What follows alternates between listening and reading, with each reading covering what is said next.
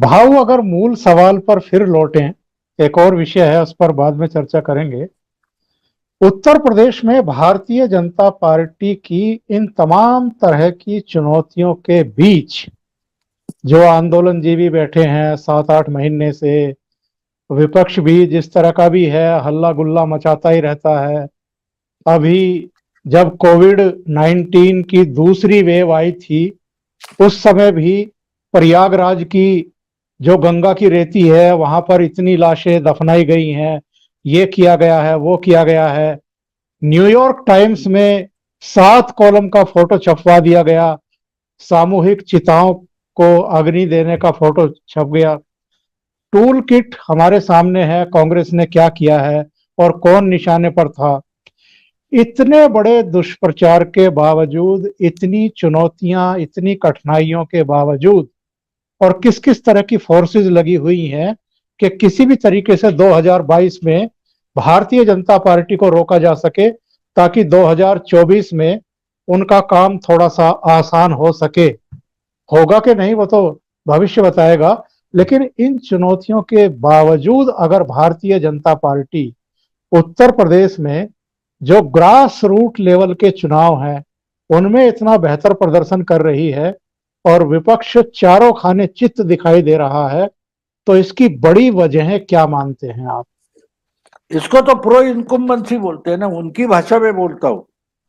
जी ड्यूटियंस दिल्ली और main stream media की जो भाषा है उसमें एंटी इनकम्बेंसी, प्रो इनकम्बेंसी ऐसा बोला जाता है। तो इसको भी प्रो इनकम्बेंसी मानता हूँ। और मैंने शायद आपके ही एक प्रोग्राम में प्रो इनकम्बेंसी और एंटी इनकम्बेंसी के मायने मैंने बताए थे, जी शायद आपके या संजय दीक्षित के, कि एंटी इनकम्बेंसी मॉल में जाने वाले उनके लिए होती है, सेमिनार भरवाने वाले होते हैं उनमें होती है। आम आदमी को पता ही नहीं एंटी इनकम्बेंसी क्या होता है, प्रो इनकम्बेंसी क्या होता है, नहीं है उनको मालूम। जी जी देखो, लोगों की अपेक्षाएं बहुत कम होती है, बहुत कम होती है। यानी अभी हमारे यहाँ वो आषाढ़ी की वारी होती है, पंढरपुर जाते हैं, गांव गांव से, महाराष्ट्र के, कर्नाटक हो, महाराष्ट्र हो, मध्य प्रदेश हो, गुजरात हो या आसपास आंध्र हो, इलाके से पंढरपुर लोग जाते हैं आषाढ़ी एकादशी करके। बड़ा त्योहार जी होता है, जैसे जगन्नाथ पुरी का होता है, तो उस पर बैन है।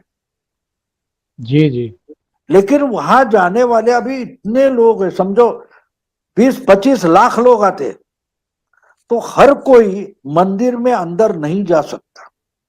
यानी मंदिर के कंपाउंड में नहीं जा सकता। वो आते हैं पंढरपुर तक, चलते 2-2 महीने चलकर आते, चलकर आते, फिर भी मंदिर में नहीं जा सकते। जी जी लेकिन वो मंदिर का ऊपर का कलश होता है, गुंबज के ऊपर, वो देखकर वो भी विठुराया दिसला, यानी भगवान के दर्शन वगैरह ऐसा मानकर खुशी से वापस चले जाते। क्या बात है, क्या बात है। भारत के नागरिकों की मतदाता जो है उसकी अपेक्षा उतनी ही छोटी होती। बस पंढरपुर पहुंच गए और मंदिर का कलश देखा तो भगवान का दर्शन हो गया। अंदर जाके देखने की उसे जरूरत नहीं होती, जरूरत नहीं होती। तो वो जो है उसको अगर आप समझे, वो अगर हम समझे, तो आप समझेंगे कि योगी योगी क्यों जीते। कोई योगी हमारे इलाके में कितने आए, मोदी कितने आए, मोदी कहीं दिखाई नहीं देते, मोदी का काम हमारे घर तक आता है कि नहीं।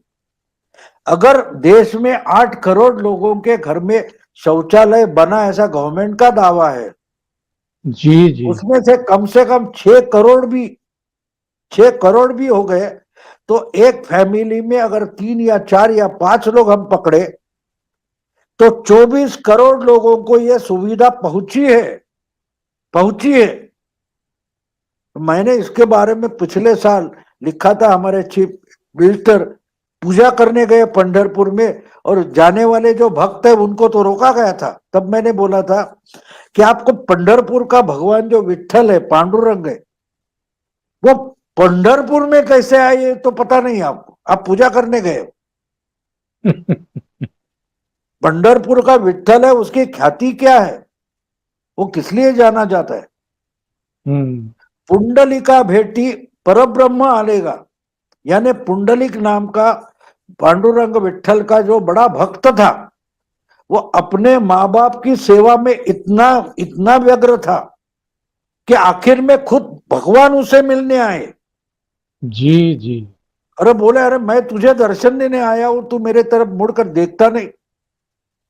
तो पुंडलिक बोलता है कि अभी माँ पिता बीमार है, उनकी सेवा कर रहा हूं, थोड़ी देर रुकना। और उसने एक ईंट फेंकी, इस पर खड़े रहो, मैं आता हूं। और आज तक पांडुरंग वहां खड़ा है, क्योंकि पुंडलिक उसकी तरफ मुड़कर नहीं देख रहा है, इसलिए भगवान रुका है। वो चीज पंढरपुर है। बहुत शानदार प्रकरण। तो भक्ति भक्ति भगवान के पास पहुंचती है, और भगवान भक्ति के रूप से भक्तों के पास पहुंचता है। अगर योगी का काम लोगों के पास पहुंचा है, तो आप दुकान लगा के बैठो, वहां आने वाला कौन है? कोई नहीं आएगा। जो चीज चाहिए वो लोगों के पास जा रही है। दिवाली तक का राशन देने की घोषणा हुई है। आप क्या दोगे, फिर आएगा तब दोगे, वो बात अलग है। लेकिन लॉकडाउन हो, कोरोना हो, उस समय में लोगों के, किसानों के खाते में कुछ ना कुछ तो पैसे गए, पहुंचे। महिलाओं के गए, तो वो वहां पहुंचे। आप अपेक्षा करते हो कि लोग टीवी देखे तब मैं लोगों के पास पहुंचूंगा, तो आप लोगों के पास पहुंच नहीं रहे। इसको मैं एंटी इनकम्बेंसी बोलता हूं। बिल्कुल और सही। प्रो इनकम्बेंसी काम जब आम आदमी के पास पहुंचता है, उससे प्रो इनकम्बेंसी तैयार होती है। और योगी का यह सक्सेस वही है, वो लोगों के पास काम से पहुंचे, काम से पहुंचे। उसको पप्पू यादव या और कोई गुंडागर्दी करके रोक नहीं सकता। और वही काम बंगाल में भी पहुंचा, इसी कारण से जो 77 एमएलए चुनकर आए, 18 एमपी चुनकर आए, तो वो उसी कारण आए।